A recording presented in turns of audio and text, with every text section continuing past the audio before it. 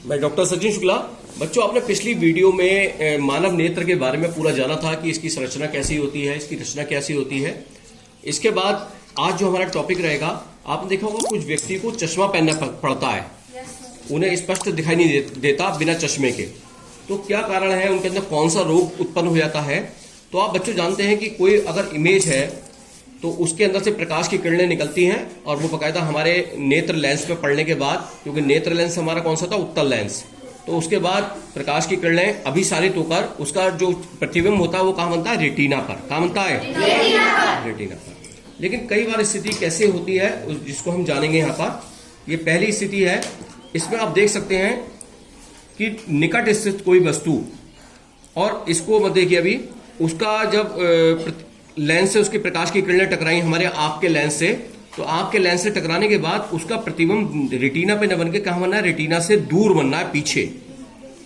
जब पीछे बनेगा तो उसे यानी स्पष्ट वस्तु दिखाई नहीं देगी। तो उस स्थिति में हम चाहेंगे कि उसके अंदर उसका जो प्रकाश है दूर जा रहा है, यानी दूर दृष्टि दोष है निकट की वस्तु का, तो हम चाहेंगे कि उसका प्रकाश और ज्यादा अभिसारित हो जाए, जिससे वो रेटिना पे उसका प्रकाश बने, क्योंकि वो दूर जा रहा है, उसे पास लाना चाहते हैं।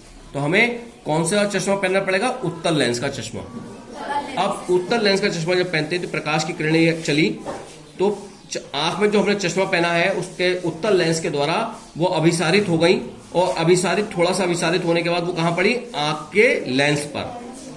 क्योंकि आंख का लेंस भी उत्तल लेंस होता है, उसने इसे और अभिसारित करा, और अभिसारित होने के बाद उसका जो इमेज है, प्रतिबिंब है, वो कहां बन गया, रेटिना पर। तो ये था दूरदृष्टि दोष। तो दूरदृष्टि दोष में हमें पता लगा कि रेटिना के पीछे वस्तु बनती है और उसके लिए हमें उत्तल लेंस का प्रयोग करना पड़ता है। अब दूसरी कंडीशन आती है निकट दृष्टि दोष। निकट दृष्टि दोष का क्या तात्पर्य है कि दूर से कोई वस्तु अनंत पे स्थित है, उसके अंदर से प्रकाश की किरणें आई और वो हमारी आंख की पुतली पे पड़ी, और आंख की पुतली पे पड़ने के बाद वो प्रकाश अभिसारित हुआ, और अभिसारित होने के बाद रेटिना पे ना बनके उसका प्रतिबिंब रेटिना से पहले बन गया, यानी निकट बन गया, पहले ही बन गया निकट। तो ये क्या होगा, निकट दृष्टि दोष। तो हम ऐसी स्थिति में हम चाहेंगे कि ये निकट बना है वो थोड़ा सा और फैल जाए, और फैल के कहां बने, रेटिना पे उसका प्रतिबिंब बने। तो जब हम प्रकाश को फैलाना चाहेंगे तो उस स्थिति में हमें कौन से लेंस का यूज करना पड़ेगा, अपतल लेंस। अपतल लेंस क्या करता है, प्रकाश को क्या करता है, अपसारित करता है, यानी फैलाता है।